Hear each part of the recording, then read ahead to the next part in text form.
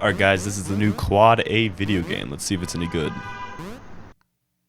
This game sucks. So I've been working on a video game centered around the idea of beating the record on Crossy Road at your local arcade. But that's not the only aspect of this game. It's also a horror game. And today we're putting Crossy Road in the game itself. Now I started with a 3D version of the game as it is 3D on the actual game itself, but then I realized it's not worth the time to go through all of the steps to make an entirely different 3D game within the 3D game itself.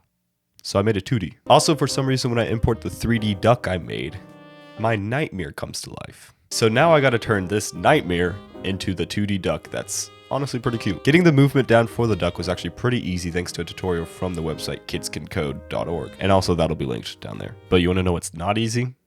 Spawning cars, apparently. You'd think that having cars spawn and move from right to left on specific points would be one of the most easiest things you could do to code. No.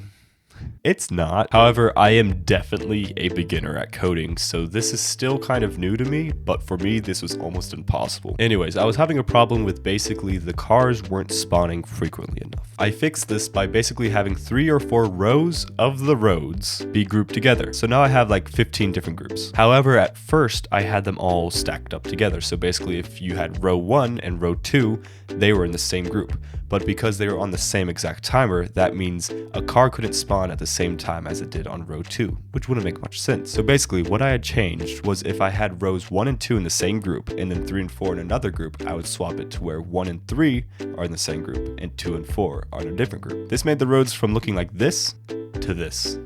Okay, now that we have both the 3D game and the 2D game, we can start doing some playtests and making sure everything's working as it's supposed to. Now, before I jump scare you, these clips were from a little while ago and my hair was a little bit longer then, so just watch out for that. Anyways, enjoy.